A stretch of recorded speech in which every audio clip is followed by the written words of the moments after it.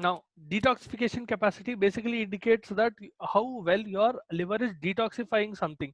Now, in this scenario, what is happening is if your liver is working properly, most of the hippuric acid that you have consumed will be excreted out, will be detoxified and moved, what you call, thrown out of your body within 4 hours, right? Eventually the rest 1.5 grams will be thrown out as well. But if after 4 hours you're not able to find what you call, if you're able to find less than 3 grams being what you call excreted out of your urine, that will indicate that the urine is not detoxifying properly. All right. Now coming to serum bilirubin, this is the most important one for you at least. Van der Berg reaction. Okay. Now Van der Berg reaction में क्या करते हैं? If you want to test serum bilirubin, total, indirect and direct. See, unconjugated will be water insoluble, conjugated will be water soluble. What you do is in Van der Berg test, you take a few reagents. Hold on, there is someone who is trying to get in. Right. So what you do is you take diazotized sulfonelic acid. So hold on, I'll show you what is sulfonelic acid. See, again, there is a lot of detail in this sense. If you want to, you can get into it, but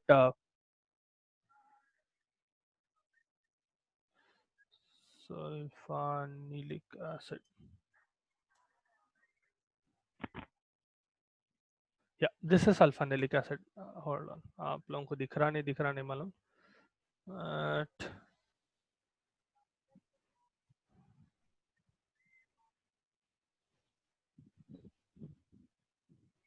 Right. This is sulfonelic acid. What you do is you take diazotose sulfonelic acid, meaning sulfonelic acid which has been diazotosed. वो nitrogen group में से दो hydrogen निकाल देते. That is the diazotose type. All right. There's people coming in again. Where did it go?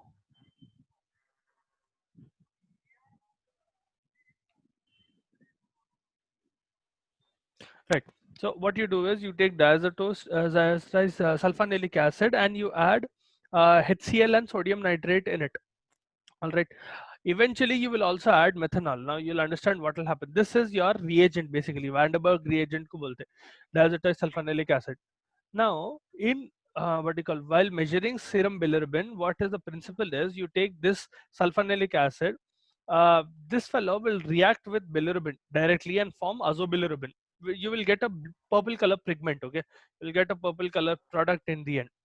Now, generally speaking, if someone has conjugated bilirubin which is high, the color will be very immediate and you will get reddish purple color. Okay, that will be direct positive. So basically you will collect a person's serum. All right, you will collect the blood of that person. You are measuring serum bilirubin, meaning you have to take blood, right? You take the serum of that patient, and what you do is you add this Van der Berg reagent a little bit to that blood. Immediately, if you get a reddish purple color, generally you get a purple, you get slightly reddish purple depending on the amount of serum bilirubin. The color will be more intense. Okay. If someone has high conjugated bilirubin, the color will turn immediately and you will get direct positive result. Okay, this is direct way. If you want to measure unconjugated bilirubin being high, okay, if only conjugated bilirubin is high, yesterday we discussed in which condition is conjugated bilirubin high, which type of jaundice? Prehepatic. Prehepatic में conjugated बढ़ के रहता, unconjugated बढ़ के रहता. वो unconjugated बढ़ के रहता सर, प्री हेपेटिक में. हेपेटिक में कॉन्जुगेटेड बढ़ के रहता. दोनों. हाँ, prehepatic में unconjugated बढ़ के रहता. In prehepatic, unconjugated is high. In hepatic, both of them are high. In post-hepatic or obstructive, conjugated is high. Okay, keep that in mind. That is why for these tests you need to know that. Now, generally this will indicate such a reaction. Okay, if conjugated bilirubin is high, you will get a direct positive reaction. If unconjugated bilirubin is high, how you measure for it is you add this Van der Berg reagent to blood, and suppose you are not getting any color, you add a little bit of methanol to it. After adding methanol, if you get a color, okay, if you get that purplish color, then that will indicate that what you call both conjugated and unconjugated are high. See, I am taking first, let's suppose I take one single blood sample, 5 ml of blood, okay, or 1 ml of blood. 5 ml बार बार निकालना question बढ़ जाता. 1 ml of blood निकाल रहे, ठीक है. निकाल के what you are doing is you are adding Van der Berg reagent directly without adding methanol. Okay, the Van der Berg reagent is only your HCl and diazotose sulfonilic acid. This is, if you can see this, this is your Van der Berg reagent without methanol. Okay, so what you do is you take one test tube, you take a little bit of blood in that serum, and you add Van der Berg reagent. If it directly turns into what do you call purple, that will indicate that conjugated bilirubin is high. Okay, उसको बाजू लगाओ अभी के लिए. If you take that same person's blood again without adding any reagent, and you add the reagent again, and what do you call, you add it with methanol, okay, meaning that will indicate that it both conjugated and unconjugated are high. I hope you guys are understanding. Dekho, unconjugated bilirubin, you will not get a direct positive reaction, in the sense that if a patient's blood has high amount of unconjugated bilirubin, they will not give the first test positive. Okay, मतलब खाली unconjugated high है बोले तो even if you add Van der Berg reagent, there will be no reaction.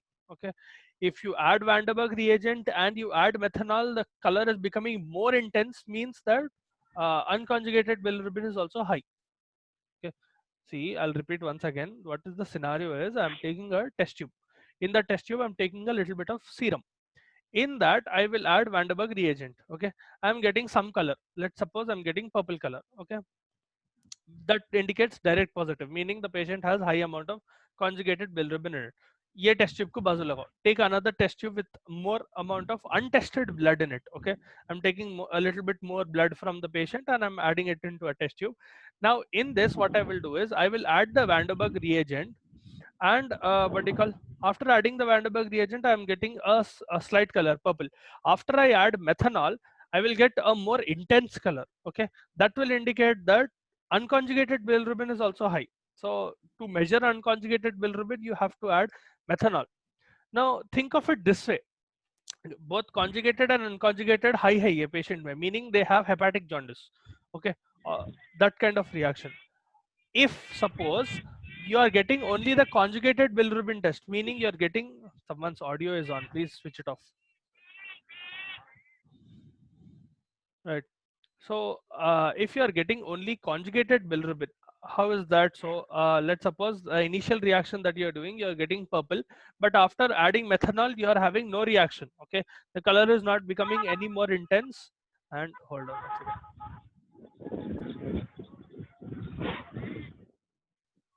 Right, they are not able to shut their audio off.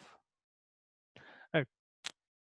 Now, what happens is, in that test tube, if you are adding your what do you call Van der Berg reaction, initially you are getting a purple reaction, reddish purple color you are getting, and after adding methanol, you are getting no reaction. The color is not becoming any more intense. That indicates that only conjugated bilirubin is high. Initially, in the first scenario, you got both conjugated and unconjugated reaction. Okay, you got one color with what do you call, adding conjugated bilirubin Van der Berg reagent. Then after adding methanol, you got a more intense reaction, more intense color. That will indicate both conjugated and unconjugated are high. If you are getting only first what do you call, the purple color without getting any more intensity while adding methanol, so initially you got one purplish color, that will indicate already conjugated is high. After that, if you add methanol in the same thing and you're having no change in the blood, that will indicate that the person only has conjugated bilirubin which is high, because you're not getting any intensity in color, increase in intensity. That will indicate that the patient does not have high unconjugated bilirubin. Basically, this will indicate something like obstructive jaundice, wherein only conjugated is high. All right, now uh, the third case scenario, if I take again fresh blood and I'm adding Van der Berg reagent, nothing is happening, no color change, and I add methanol to it, then I'm getting color. That will indicate indirect positive, meaning indirectly I'm getting the color. That will indicate only unconjugated bilirubin is high. Okay, I hope you understand the three scenarios. In the first scenarios, both of them were high. That is why I was getting a color initially, then it was becoming more intense. In the second scenario, I'm getting color only the first time. The second time, the color is not changing even after I add methanol, indicating only conjugated is high. In the third scenario, I'm not getting any reaction by the adding the first reagent, meaning conjugated bilirubin is normal. But when I add methanol, I'm getting color, meaning unconjugated is high. All right, that is how you differentiate in this. Now, generally, when you get both conjugated and unconjugated high, that is a biphasic reaction. Basically, when you have hepatic jaundice, you will have a biphasic reaction, meaning that serum will give reaction to both the reagents, okay, methanol and Van de Berg reagent. I hope you understood that. If you did not, please let me know. I will explain it again. Okay, everyone understood. You can put it in the chat box also if you're not able to talk it out. Okay. See, now based on the type of what you call bilirubin that you get high, now based on the reaction, whether it is unconjugated, what you call indirect, biphasic or direct. Biphasic will be you get both of them. Okay, this will indicate different class of jaundice. If you get only unconjugated, that is hemolytic jaundice, right? The causes of hemolytic jaundice, some of the causes are mentioned here. Okay, neonatal jaundice, sickle cell anemia, thalassemia, Gilbert syndrome, all of them. In this specifically, prehepatic what you call jaundice is prevalent, right? You will have high amount of unconjugated bilirubin. If you find both conjugated and unconjugated bilirubin, basically a biphasic reaction, this will indicate that the patient has hepatic jaundice. This is generally the case in drug-induced hepatitis or alcoholic hepatitis. If someone is abusing alcohol and they get hepatitis, or generally in viral conditions, especially in some severe viral diseases like dengue, they will have what you call hepatic jaundice, right? Other than that, now if only conjugated bilirubin is high, yes, once more, sir, that 3 scenario is not clear. Okay, so I'll finish this and go back to that. If only conjugated bilirubin is high, you will get a direct positive reaction, meaning if you add methanol, you are having no particular reaction, indicating only conjugated is high. That will be post-hepatic or obstructive type, which is the case in your gallstones, your tumors, carcinomas, all of that. All right. Now coming back to this thing. Acha, uh, let's suppose I'm taking one test tube. In that I'm putting a little bit of blood, all right, the serum of that patient, and I'm testing for the amount of bilirubin the patient has. Okay, how I do that is using Van de Berg reagent. The Van de Berg reagent is this fellow. You take diazotized sulfonamic acid, and in that you add HCl and sodium nitrate. That will be your Van de Berg reagent. Okay, reagent, not reaction. Reagent. Reaction is what will happen. Now you take that blood and you add a little bit of the reagent to this test tube. If let's suppose you get direct purple color, reddish purple color immediately, that will indicate the conjugated bilirubin is high. Okay, that is direct positive. That type of reaction is called direct positive. You're adding substance A to substance B and you're getting change in color. That is direct positive reaction. Now, if I want to test for unconjugated in the same patient, what I can do is in that same test tube, which has been tested with conjugated bilirubin, there is already a slightly a purplish color in that test tube. I will add a little bit of methanol. Okay, if I add methanol, two things will happen. Okay, one of the two things can happen. Either the color can become more intense or nothing will happen. Okay, initially I'm getting some purple color, light purple, let's suppose. Okay, if I'm taking the serum, I'm adding Van de Berg reagent, I'm getting light purple color. Okay, after that what I'm doing is, let's suppose I add methanol to test for unconjugated. If the color is becoming more intense, okay, meaning that purple is becoming darker or deeper in color, this will basically indicate that the patient's serum has both conjugated and unconjugated, which is high. Okay, in hepatic jaundice type of scenario, both conjugated and unconjugated are high. Now, if there is no reaction, meaning the purple color does not change, I told you two scenarios are possible if I add methanol. Either the color will become more intense or it will not. If it is not becoming more intense, it will the test indicates that the patient only has high amount of conjugated bilirubin and unconjugated bilirubin is normal. All right. If only conjugated bilirubin is high, you can suspect obstructive jaundice. All right. If both of them are high, you can suspect hepatic jaundice. Okay. I hope these are two scenarios. Third scenario will be if I'm taking fresh blood again and I'm adding Van de Berg reagent, there is no reaction, no direct positive reaction. Purple color is not generated. After adding that Van de Berg reagent, there is no reaction, means I will add a little bit of methanol. After I add methanol, let's suppose what you call I'm getting purple color. that will indicate indirect positive reaction, meaning only unconjugated bilirubin is high, but conjugated bilirubin is normal. All right. If you take a normal patient's blood and you add Van der Berg reagent, there'll be nothing. Okay, there'll be no reaction. If they have a normal amount of bilirubin, there'll be no reaction. The only if you have high amount of conjugated bilirubin and high amount of unconjugated bilirubin, then you will get the reaction. Okay, so I hope you understand the three scenarios now. Yes, sir. Uh, Yes, sir. Yes, sir. ठीक है, all of you. ठीक है.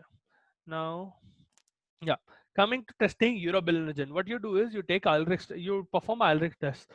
In this, basically, urobilinogen will react with dimethylamine or benzaldehyde. It is a vertical particular compound in chloroform. Okay, this will form a pink-colored aldehyde complex.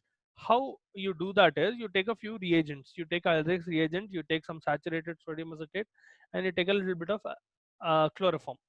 Now, the procedure for this is basically you will take urine of that patient. So you'll be measuring the amount of for urobilinogen. You obviously have to measure it in either in the feces or in your urine. You know why? Because we went over jaundice. We already told that most of the urobilinogen, 80% is excreted out through feces through in the form of urobilin. 20% is absorbed back inside, out of which 10% goes into urine.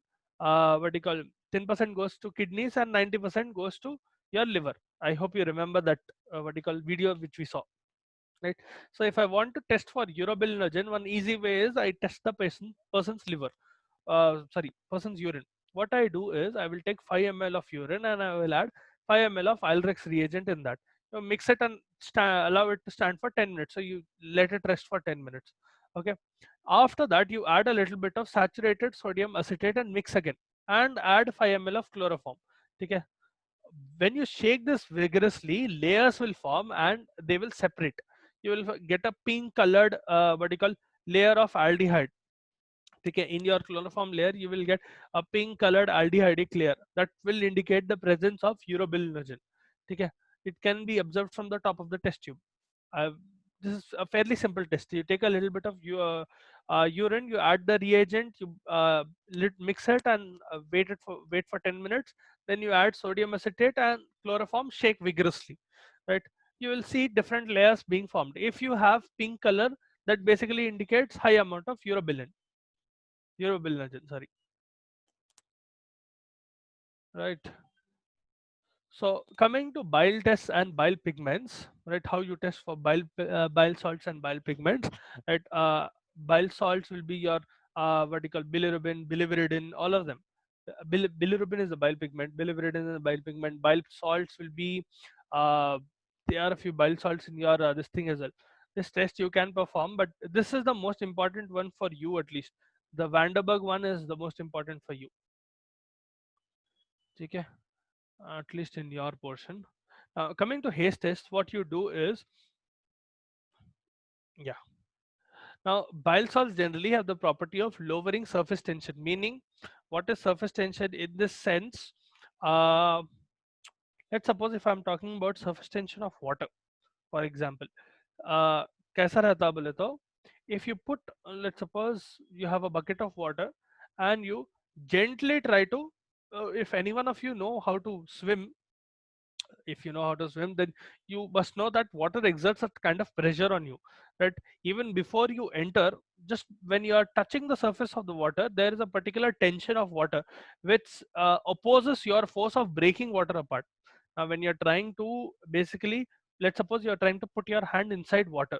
Okay, before you put your hand inside water, if you do it very gently, you'll be able to feel a certain tension on the surface of the water, trying to keep you out of water, right? That will be very minimal. You can easily put your hand in the water, but if you do it very gently, you'll be able to feel that tension. That is basically surface tension of different fluids. This will be different for different things. Okay, for mercury it will be high, or what do you call, water will have a different surface tension. Depending on different substances, you will have different surface tensions. Now bile salts, generally what they do is, salts in general, they will decrease surface tension of different substances. That is why when you have what do you call, when you are bathing basically, and you have what do you call, if you want to apply soap, right? If you want to wash yourself, you need to have soap that can what you call reduce the surface tension of water and let you rinse yourself. Okay? If you, the surface tension is normal, you will not be able to bathe properly. Okay? That is why you use a soap to clean yourself and remove things. So now what you do in this is you take sulfur powder and you sprinkle a little bit on urine with bile salts. Okay? Generally it will sink to bottom if you have high amounts of bile salts.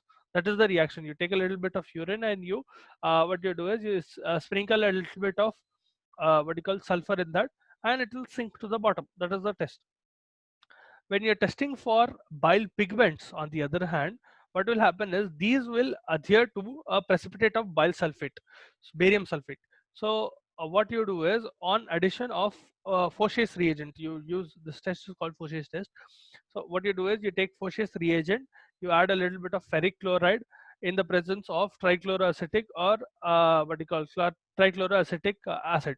What will happen is it will oxidize and you will get a yellow colored bilirubin to generally, if you have high amounts of bilirubin, you will get a yellow colored reaction. If you have high amounts of biliverdin, you will get green colored reaction. So you will take a little bit of urine, you will add a little bit of barium sulfate in it. Okay, this barium sulfate will attach to your bile pigments, and as soon as you add Faucher's reagent, ferric chloride, and trichloroacetic acid, you will get either yellow color or green color. That is how you understand whether you have high amounts of bilirubin or you have high amounts of biliverdin. You get the two bile pigments. See, this is a lot of memorization. As I told you, there's very little to understand in these reactions. A lot of memorization in it. Okay, this is the general reaction that you will see.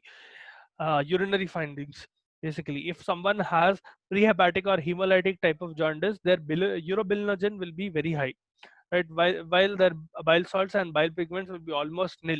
Okay, you'll not find very high amount of that. Specifically, urobilinogen will be high. In hepatic type of jaundice, urobilinogen will be normal. You'll find slightly high amounts of bile salt, but quite high amounts of bile pigments.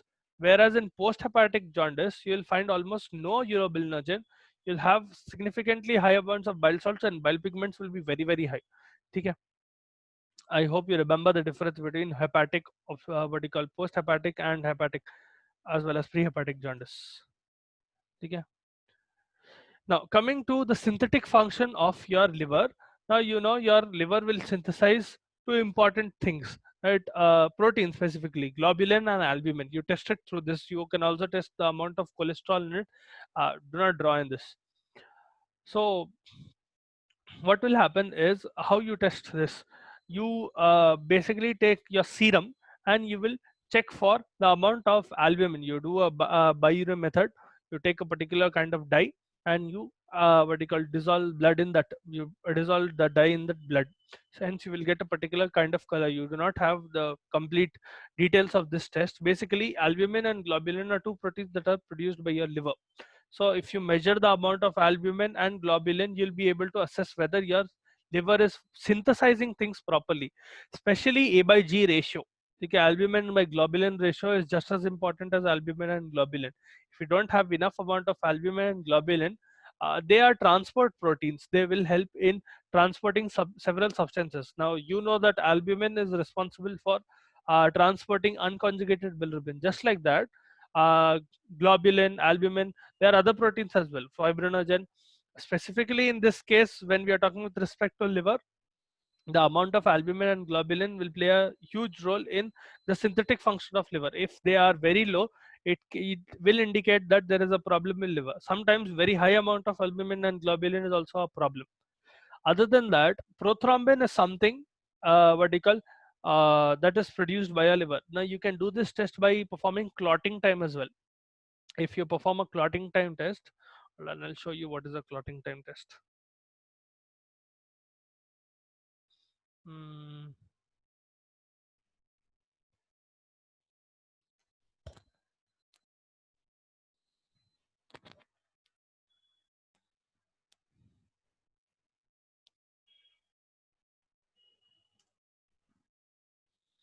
Are you guys able to see the video, or hold on?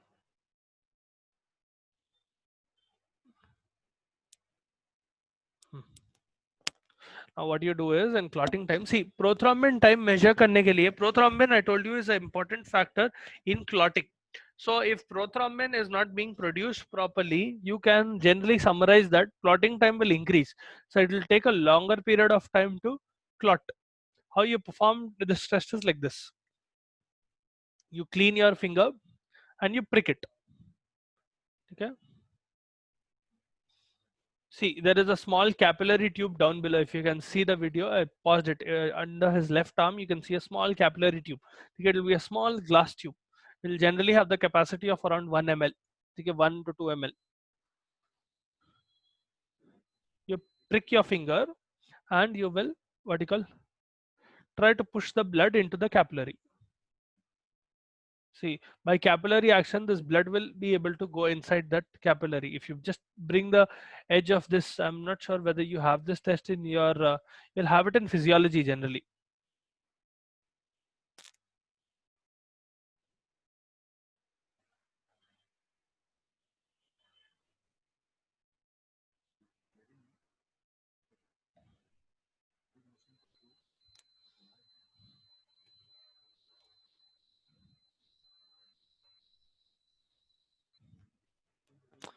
See, you basically fill the capillary with a certain, to a certain extent, and after that, what you do is,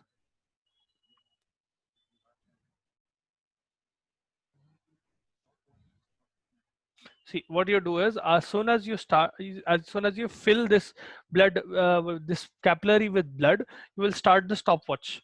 Okay, you will start timing the reaction. Now what that fellow did is he pricked his finger and filled the capillary. After he has been satisfied with the volume of blood that has been filled in the capillary, what they will do is basically they will start the stopwatch. So you will time the reaction. That is why you are timing. That is how you time clotting time. Okay. Now what you,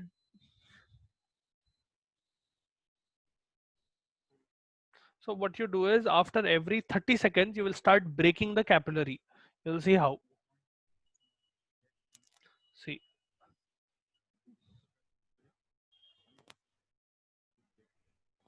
Now you slightly try to break, you don't break the whole capillary, okay? You don't break it in half. You break small portions in it. Now when you get the clotting time, how you will understand is you will be able to find a fibrinogen thread being formed. That is how you gauge clotting time. So for every 30 seconds, you keep on breaking small portions of those capillaries, and at one point of time, you will be able to see a thread being formed. I'll fast forward it to that. See, he's still not getting anything. See, here he got.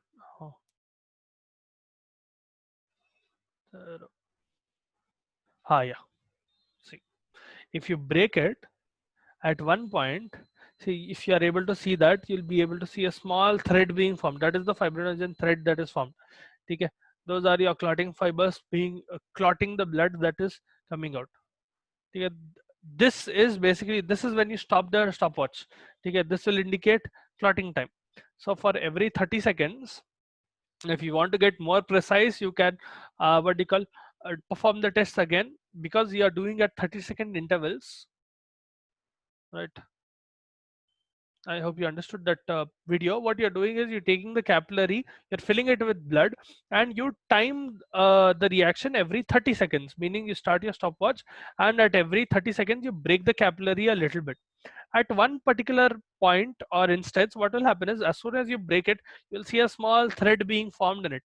All right. When the thread is formed, that will indicate clotting time. Now, if you want to get more specific, what you can do is you perform the test again. Let's suppose now if you're doing for 30 seconds, first 30 seconds you didn't get any reaction, second 30 seconds, that is a whole minute you did not get any reaction. In between 1 minute and 1.5 minutes, meaning when you broke it the third time, you got a thread, meaning the clotting time is somewhere between 1 minute and 1 minute 30 seconds. So if you want to get more precise with it, if you want to get the exact second, what you can do is take another capillary, fill it, and at the one point, the what you call time interval of exact 1 minute, you start breaking the capillary at every second. Okay, you need to take a very large capillary for that, obviously, but you would start breaking it at every second. If you do that, you will get the exact moment when clotting is happening. Okay, so that is how you perform clotting test. That is how you know the prothrombin time is going up or down. Okay, prothrombin is a protein that is secreted by your liver, synthesized by your liver. If there is decreased amount of prothrombin, clotting time will generally go up. Okay.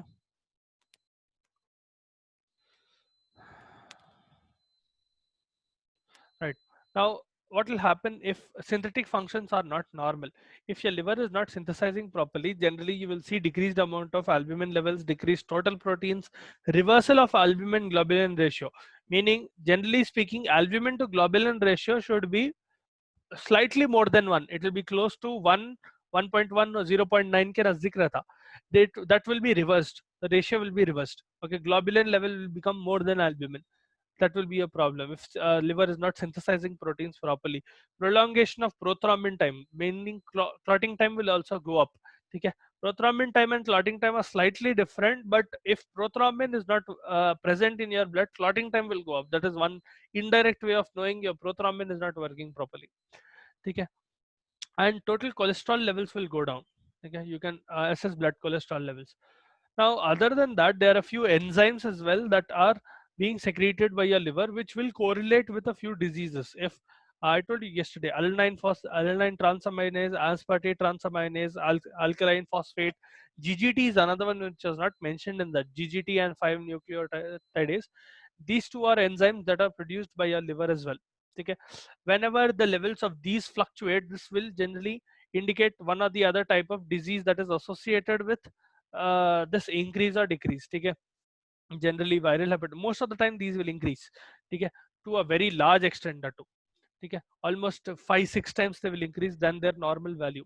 Okay, normally ALT and ASTs will be somewhere around 35 IU per ml, 35 to 40 IU per ml. ठीक है, they will go up by 200 600 ऐसा बढ़ जाता in certain, depending on the amount of damage that has been done to your liver. ठीक है, so will your alkaline phosphate, your GGT, and your 5-nucleotides. Now, if you are what you call trying to measure the metabolic capacity of liver, what you do is you measure the ammonia levels in your blood. Normally, ammonia is metabolized by your liver into urea so that it can be thrown out of your body in your urine. If blood ammonia level is very high, that will indicate that the metabolic capacity of your liver, your metabolism of your liver is not working properly. All right. Another way is through galactose tolerance test. It is similar to your glucose tolerance test. You dissolve a little bit of galactose in water and make the patient drink it, measure their urine later on. Okay. So we have less than a minute left. We'll continue with kidney function test tomorrow. All right. There's a lot of memorization in this. It's not exactly difficult, but a lot of memorization involved. Okay. I hope you understood today's class.